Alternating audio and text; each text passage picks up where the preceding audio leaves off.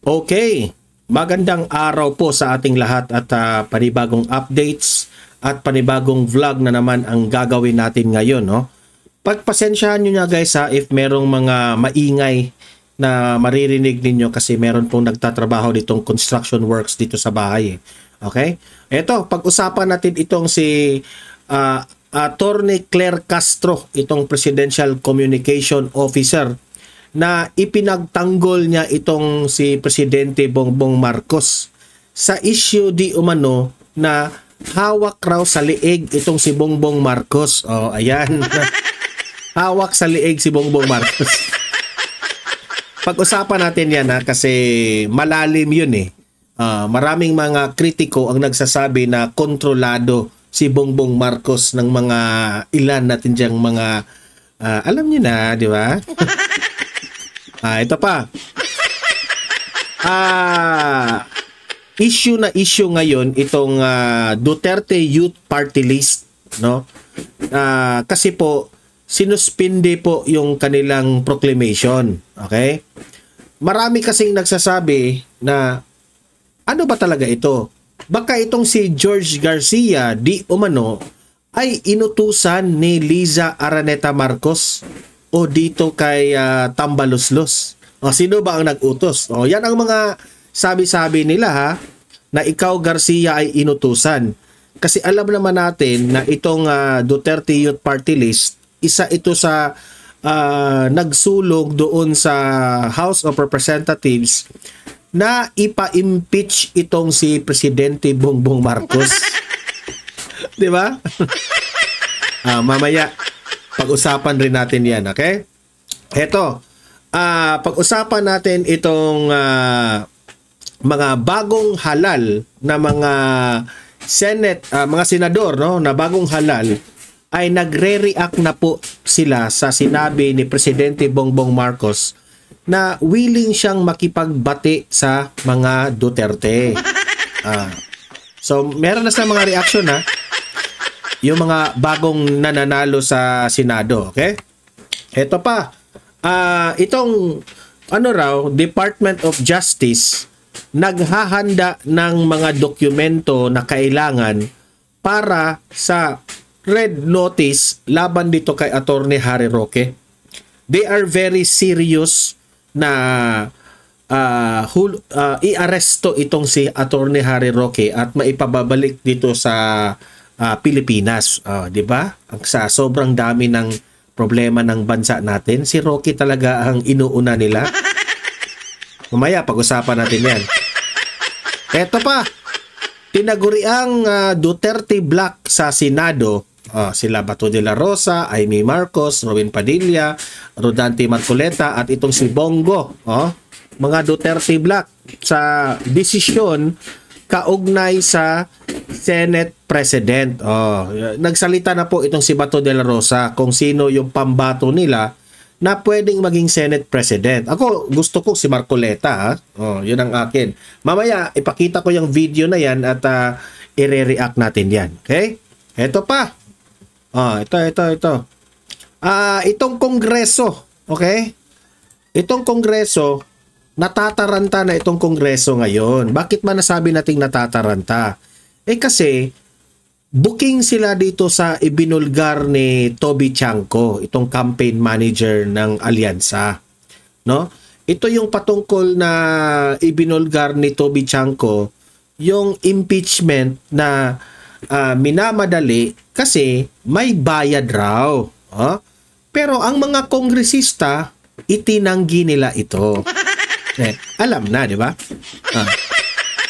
So, yan po ang mga pag-uusapan natin kasi po, importante yan eh. Kasi mahirap na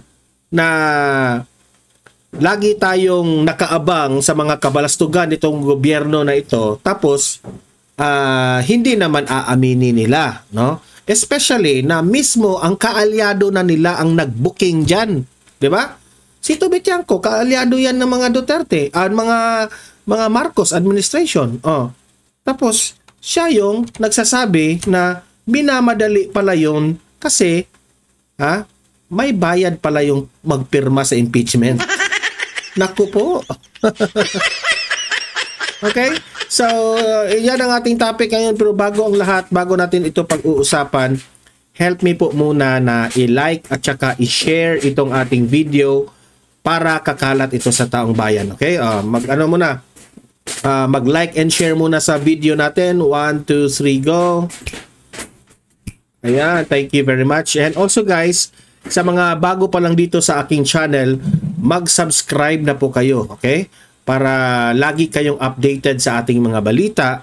And at the same time, ma-notify kayo kung meron tayong breaking news, meron tayong bagong uploads, at kung naka-live ang ating channel, malalaman ninyo. Okay? So mahalaga po na mag-subscribe tayo sa Don Mar TV. 1, 2, 3, go. Ayan, naka-subscribe na ba lahat? Okay? Unahin natin ito. Yan. Ito ay binalita ng Daily Tribune. Sabi dito sa balita, Marcos won't be dictated. Yan ang caption. Ha? Hindi ko na lang kiniklik yung ano yung nalaman. Basta ang point ng balita ito, sabi kasi ni Attorney Claire Castro, hindi magpapahawak sa lieg. Hindi raw magpapahawak sa lieg. Say, hindi magpapahawak sa lieg at magpapadikta ang Pangulo sa mali. Di ba? Kasi, kung ating balikan ang mga series of events, ang sinabi ni Senadora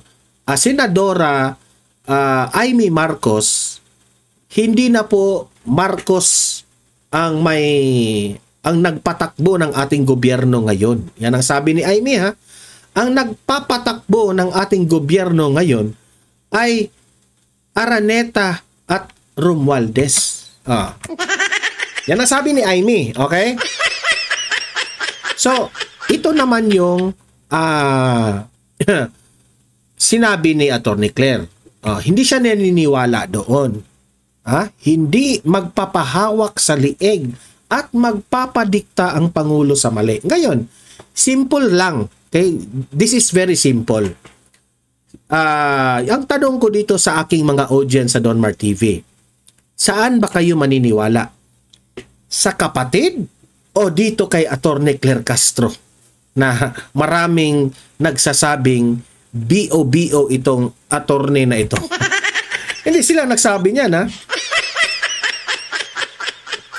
Simple lang yan. Hindi syempre, kung ako yung tatanungin kung saan ako maniniwala, kay Amy ba at dito kay Claire Castro, hindi syempre, mas maniniwala ako kay sa kapatid, nung kadugo, di ba? Na si Senator Amy Marcos. Ano ba na? Sino bang naniniwala dito na nagpi-fake news rin ito? Di ba? May tanong nga sa isang reporter na tinatanong siya, ayaw niyang sagutin kasi magkaiba raw yung vlog niya sa YouTube at yung nandyan siya sa Malacanang. Ay, nako.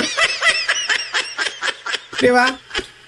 Bakit ko ba nasabing nagpakalat ito ng fake news itong babaeng ito? Sabi niya, sinabi raw ni Duterte na nagmamayabang siya kaysa gawin raw ni Duterte ang 7 pesos per kilo na bigas. Yan kasi ang hirap sa iyo, Attorney Claire Castro, eh. Hindi ka kasi aside from research, hindi mo kasi masyadong pinakikinggan yung sinabi. Ang sabi po ni Tatay Digong doon, no? Mababawasan ng 7 pesos per kilo ang mga bigas. Like for example, i-clarify ko para makaintindi ka. Para sa'yo. Kasi ang hina ng utak mo eh. Sobrang hina ang utak mo, Attorney Claire. For example, if the price of the 1 kilo sa isang bigas ay 40 pesos, so mababawasan siya ng 7 pesos and that will become already 33 pesos per kilo. Yun ang ibig sabihin ni Tatay Digong. Okay? At nangyari yun. Kasi si Tatay Digong, hindi naman ito kagaya ng amo mo na promise lang ng promise at hindi naman ginagawa. Tingnan nyo yung bigas ngayon, di ba? Minamadali nila, sinasubsidize lang nila, di ba? Oh. So ikaw, Atty. Claire Castro, nauunawaan ka namin sa sinabi mong hindi magpapahawak sa lieg si Bongbong Marcos. Pero ayon kay Senator Amy Marcos, hindi Marcos ang nagpapatakbo sa gobyerno natin ngayon, kundi Romualdez at Araneta. Ganun lang kasimple, Kasi, kung ma-observe mo sa interview doon sa vlog niya, si Bongbong Marcos with Kato Nying, sinabi po ni Kato Nying, masyado karang mabait, Bongbong Marcos. Yun pa lamang, kasi inamin niyang mabait siya, that means to say, he is a weak leader. Kung weak leader ka, makokontrol ka lang sa mga tao na nakapalibot sa inyo. Yun ang ibig sabihin, Atty. Claire. Okay? So, alam na natin default na Hinire ito sa Malacanang para magtahol lang ng tahol. Tahol para banatan ang mga Duterte. So, wag na nating pansinin.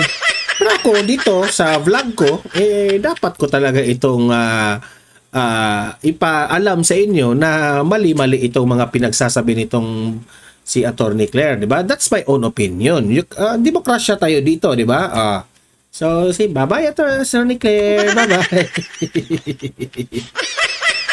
Ito si Atty. Claire, pagod na rin siya ito may issue itong Duterte Youth Party List si Candema, di ba? Hindi kasi sila pinoproclaim ng COMELEC dahil meron raw silang mga issues pa. Okay? So, merong mga nagsasabi na baka itong si George Garcia di umano, baka may tumawag sa kanya. Okay? Yun ang mga sabi ng mga ibang nag-a-analyze dito. In a political aspect, meron raw di umano tumawag. Di ba kaya si Liza Araneta Marcos ang nag-utos para hindi papasukin itong Duterte Youth Party List? Kasi kung matatandaan natin, ang Duterte Youth Party List, ang kanilang galaw sa House of Representatives ay gustong ipa-impeach itong si Bongbong Marcos. Di ba?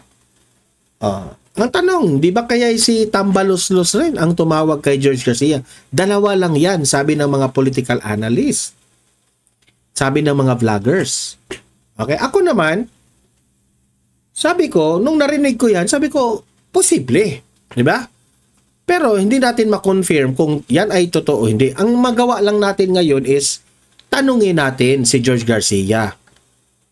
Kasi bakit parang sinisingle out lang? Bakit Duterte Youth lang? Na ito pa talaga ay Duterte Youth. From the name itself, Duterte. Diba? Bakit? Dahil ba kalaban ito sa administrasyon kaya ginigipit sila ngayon? Bakit yung iba? Si Erwin Tulfo. Grabe yung issue ni Erwin Tulfo na pwede siyang masuspindi rin. At it is very unfair on the part of the Duterte Youth Party List kasi hinahayaan sila na makatakbo. Pagkatapos pala, isuspindi lang sila. Bakit hindi ninyo, kung meron man silang pagkukulang o meron pa silang mga nakabinbi na issue, bakit hinayaan nyo na makapasok sila sa eleksyon? Bakit hinintay nyo pa talaga na manalo ang Duterte Youth Party List saka kayo magbigay sa kanila ng suspende? Diba? So, parang George Garcia, parang na-obvious ka na May issue pa nga na itong COMELEC ngayon, hindi pa nagugustuhan ng taong bayan kasi marami sa mga ating mga kababayan naniniwala na may dayaan na nangyari. Okay, ito yung balita. Panoorin natin. Dumulog sa Korte Suprema kahapon ang Duterte Youth Party List. Naghain ng petisyon ang grupo sa pamamagitan ng kanilang chairman na si Ronald Cardema. Hiniling nilang ideklarang labag sa konstitusyon ang resolusyon ng Comelec and Bank na nagsilbing National Board of Canvassers o NBOC na nagsuspinde ng kanilang proklamasyon bilang nanalong party list. Nakakuha sila ng mahigit 2.3 milyon na boto o 3 pwesto sa Kamara. Paniwala ni Imagine that one. Malaki-laki rin yung na-receive nilang votes. 2 million, di ba? Malaki rin yun. Compared to the Kabataan Party List na 200,000 lang. Di ba? Kasi kasi ang pangalan kasi Duterte Youth Party List. Oh. Ito yung karibal ng Kabataan Party List. Yung Duterte Youth, yun yung tama na ating maniniwala tayo dyan. Kasi laging nagsiservisyo para sa mamamayang Pilipino. Di ba? Oh. Imagine that one, sila pa yung nag-aakusa na corrupt raw ang Duterte Youth Party List. Sila pa. Si Duterte Youth Party List pa yung si Duterte Youth Party List pa yung corrupt ha. Na itong grupo na ito, sila nga yung naghahanap ng kabalastugan ng ginagawa ng administrasyong ito, tapos sila pa yung pagbibintangan ninyo. Cardema, may pag-abuso ang NBOC sa kanilang naging desisyon. Tayo po ay nag-file ng petition for certiorari at nagpapatiyaro po tayo dun sa ginawa kahapon ng Comelec. Bakit?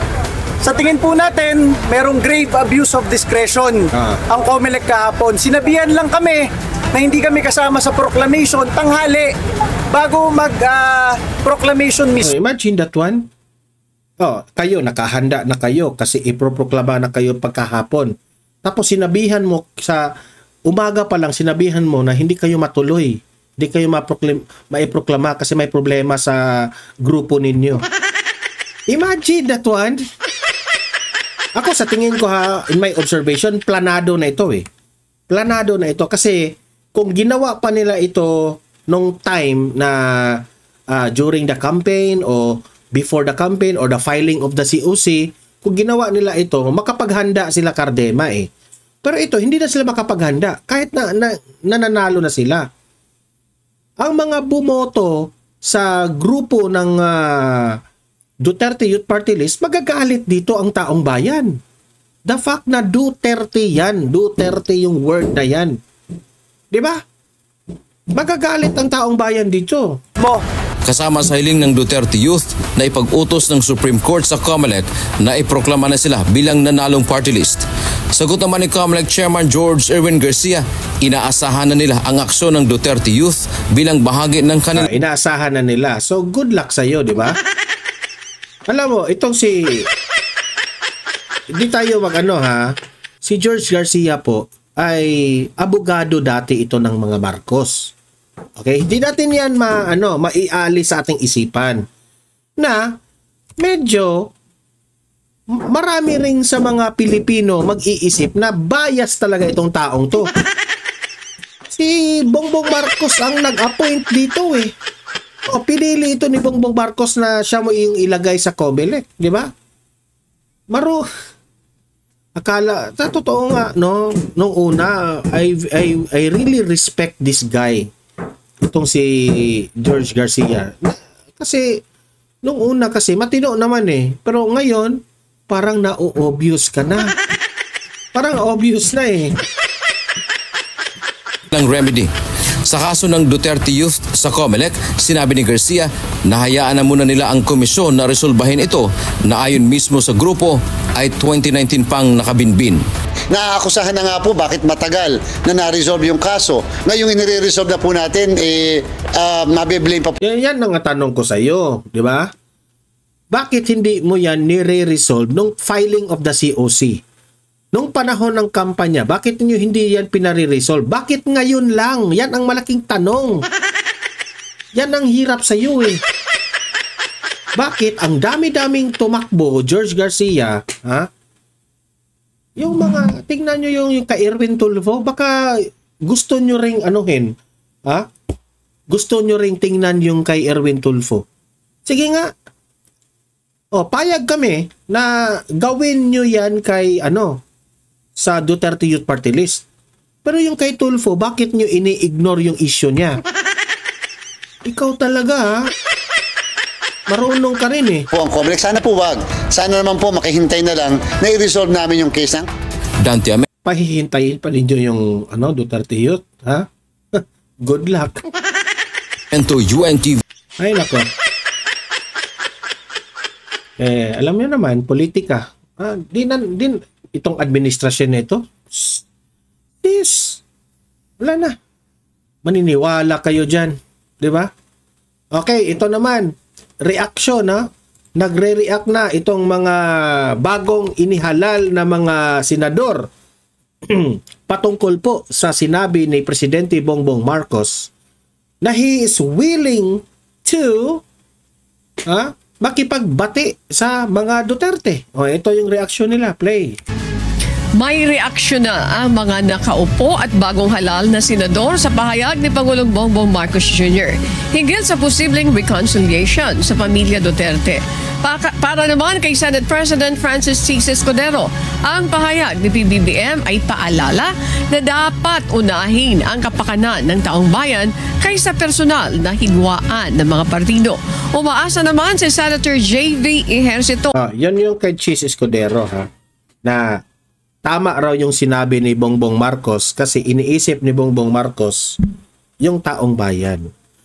Kung ganon, inisip niya ang taong bayan, alam niya na magagalit ang taong bayan in the first place kung gawin nyo kay Duterte yung illegal na pagka-aresto at hinayaan yung mahuli siya sa mga dayuhan. Bakit ginawa niya yon, Chis Escudero? Tanggal ka pala Chis Escudero. BO-BO ka rin Diba? Huwag mong irason yan. Heto, ang hamon ng mga kaalyado ni Tatay Digong, kung totoong si Bongbong Marcos ay he is for reconciliation, meron siyang kakayanan na ibalik si Duterte dito sa Pilipinas. Gawin nyo yun. Okay? At maniniwala ang taong bayan na magiging positibo ang takbo ng matagal ng alitan, lalo't marami pang seryosong problema ang kailangan pagtulungan para sa pagunlad. Sabi itito ni JV, okay, na we have so many pressing problems that need us to work together. Meaning, maraming mga problema ang Pilipinas, di ba? If we join forces, we can help our people. Ikaw, actually, sa JVRC to, tama ka. Ang lang, sabihin mo yan kay Bongbong Marcos. In the first place, ginawa niya.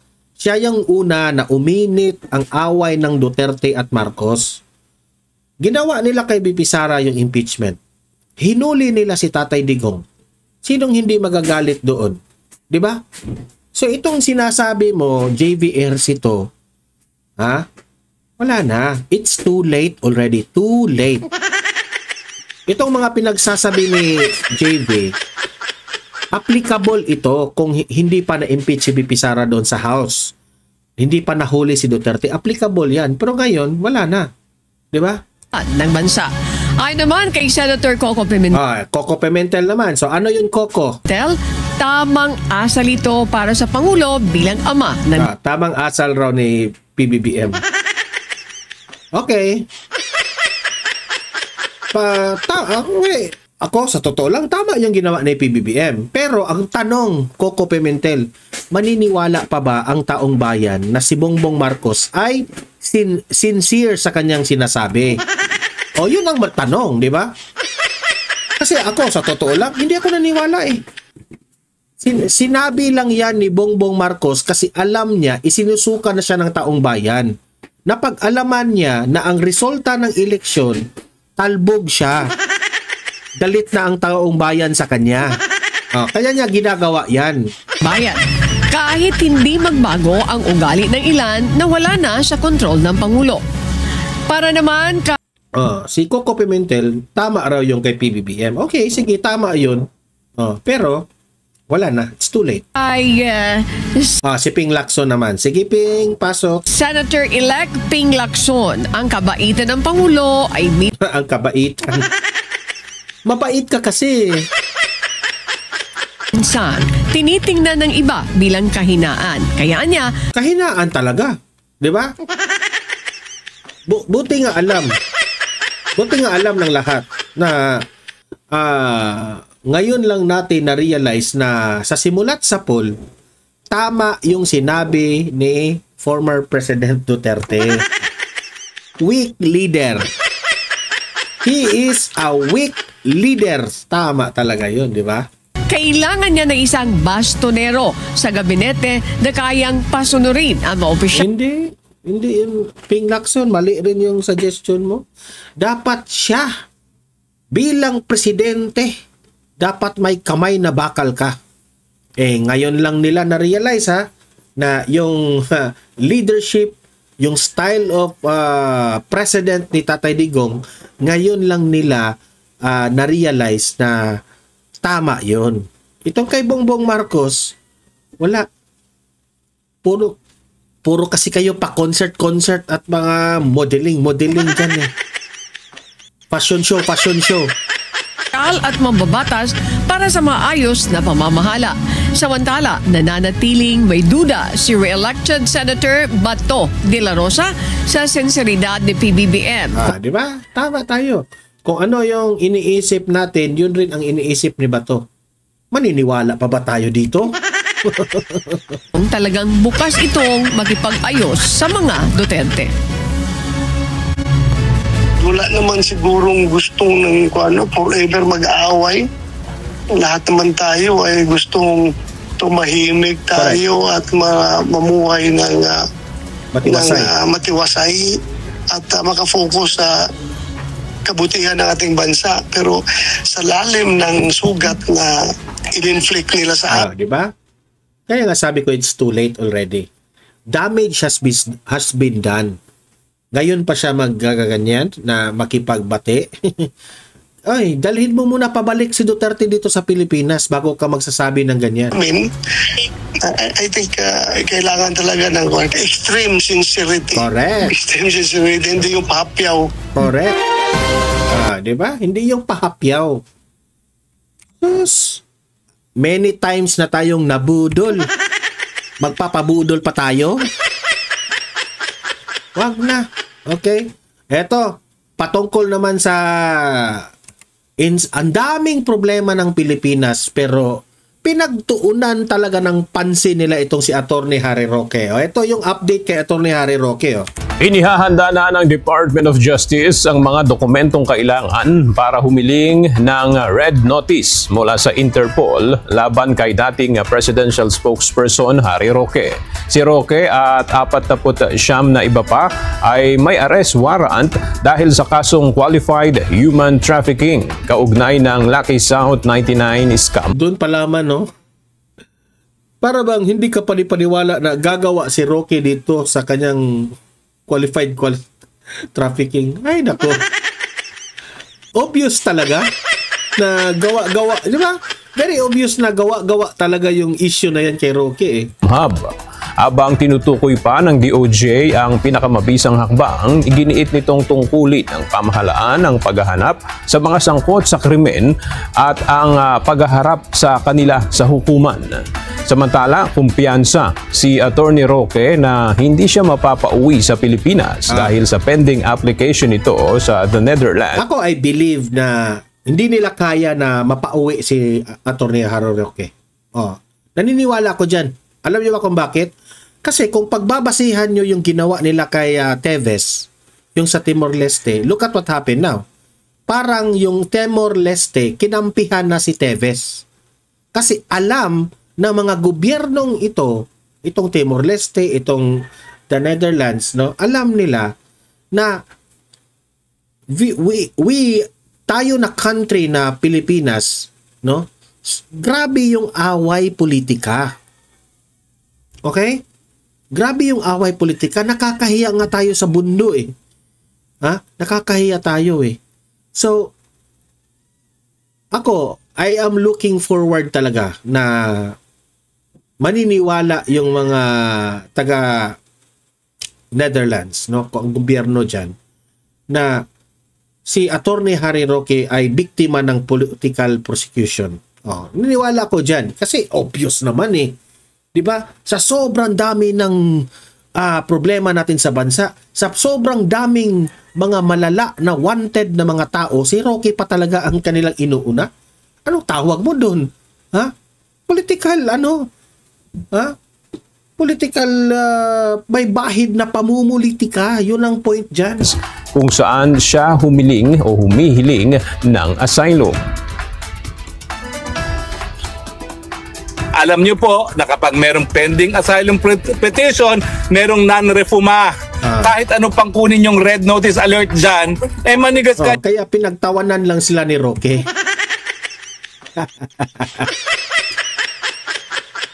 Kita ko nga yung title ng vlog ni Mike Abe. Natatawa ako. Sabi sa title ni Mike Abe, Torre, gagawin ng Chief PNP. DDS, iyak na. Ba't naman kami maiiyak?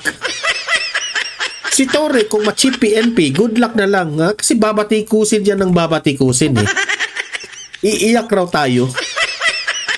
Mike Abe, ikaw yung umiyak eh. Ikaw yung iyakin doon sa SMNI eh. 'Di ba? Sinita ka kay Kibuloy, umiyak ka. Ikaw yung iyakin. Hindi nyo ako makukuha habang nakabindin itong asylum nito dito sa Netherlands. So, naniniwala tayo dyan na hindi nila mapapabalik si Roque dito sa Pilipinas. Okay? Spokes, mag-ingat-ingat ka dyan at ipinag-pray ka namin. Okay? O heto, usap-usapan rin itong Duterte Black. Kung sino ang maging Senate President. Kasi bulong-bulungan dyan, posible rin na si Marcoleta ang makapasok dyan.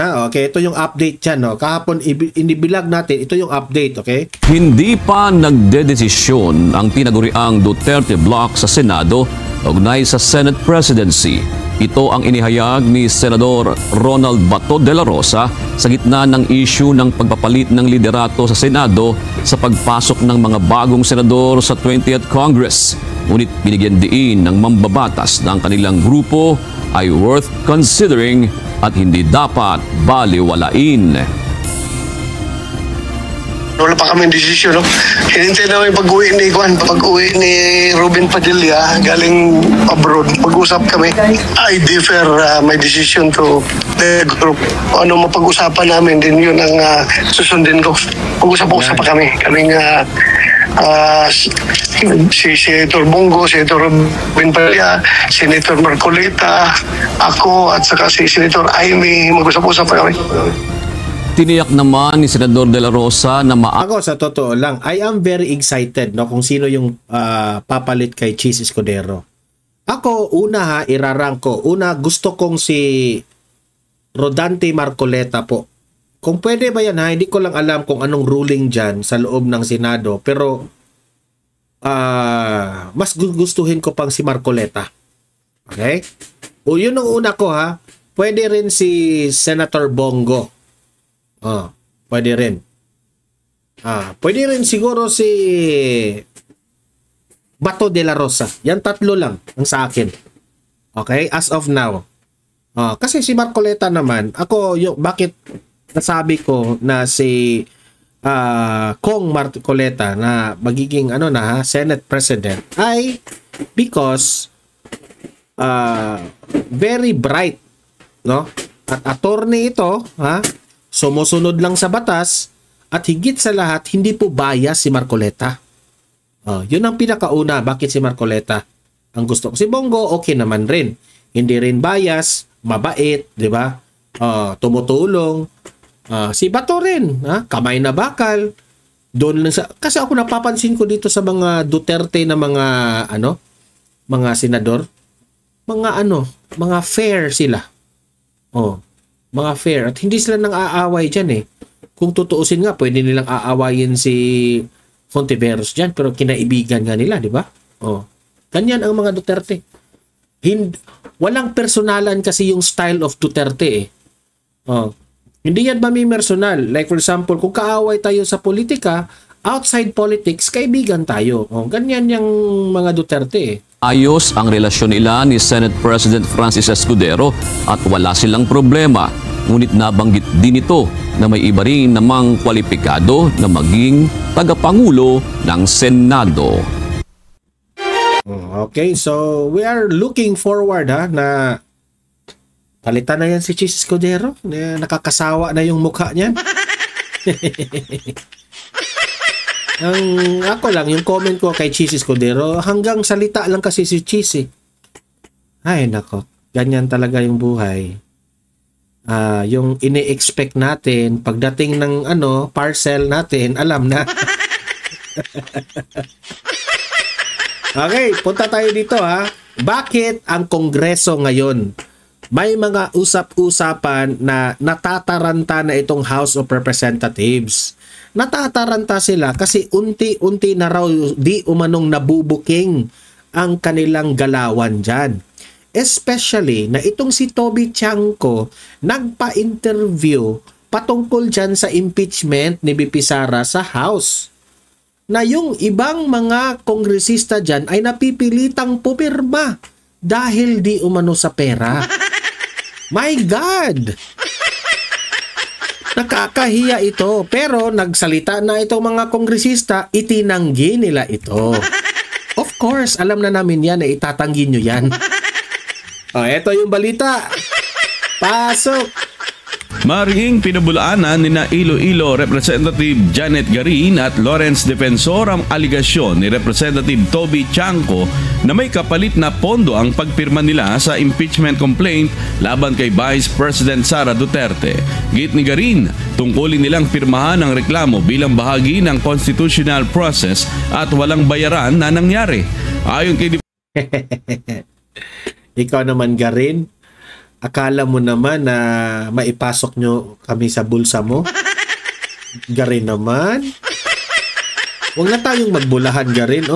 Mismo kaalyado nyo na ang nagbubuking sa inyo. Tatanggi pa kayo? Ay nako. Garin naman. Kitang-kita naman yung ginawa ni Luis Strog. Kitang-kita naman. Namimigay kayo ng mga ayuda-ayuda dyan. Di ba? Huwag na tayo magbulahan dyan sa mga budget na yan. Kaya tayo hindi umuunlad sa bansa na ito kasi po, dahil sa malaki po ang problema natin sa pamumulitika. Diba? Hindi ba kagaya noong time ni Duterte na dyan sa House of Representatives, walang pili-pili, ka man, yung hindi ka man kaalyado sa administrasyon o kaalyado ka man ng administrasyon, bigyan lahat ng budget yan. Para yan sa tao eh. Para yan sa tao. Defensor, hindi siya tumanggap ng kapalit at bakit kasi gagamitin pa yung impeachment ni BP Sara? Wala na, malabo na yung impeachment kasi. Nikayat ang iba pang kongresista na magsalita upang linisin nila ang kanilang pangalan. Lumutang ang isyong ito kasabay ng usap-usapang pagpapalit ng liderato sa Kamara. I won't speak for the other members of the House, but I assure you that I did not receive anything in return, and I challenge you to ask all the members to speak up so that they can clear their name and clear this Akala mo naman, maniniwala kami. impeachment allegations once and for all. Okay, ito lang yung sa akin. Sino ba namang aamin, di ba? Hindi yan sila aamin.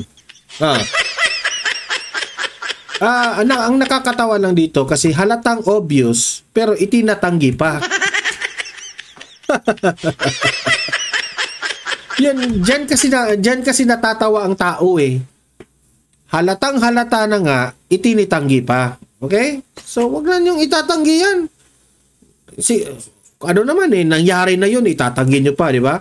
So kayong mga audience ko dito sa Donmar TV, libre kayong mag-comment, mag-react sa ating pinag-usapan at usap-usap tayo sa comment section, okay? Guys, don't forget i-like at saka i-share itong video na ito ha, para kakalat ito sa taong bayan. And sa mga bago pa lang dito sa aking channel, mag-subscribe na kayo para updated kayo lagi, okay? And meron tayong pangalawang channel natin, Donmar TV Balitang Totoo. Mag-subscribe rin kayo doon kasi meron tayong videos doon na hindi nyo makikita dito sa main channel natin. Okay? So guys, sa mga audience ko dito sa Donmar TV, see you in my next video, see you in my next vlog. Have a great day, have a great night. God bless po sa ating lahat. Mabuhay ang Pilipinas. And God save the Philippines. Bye-bye.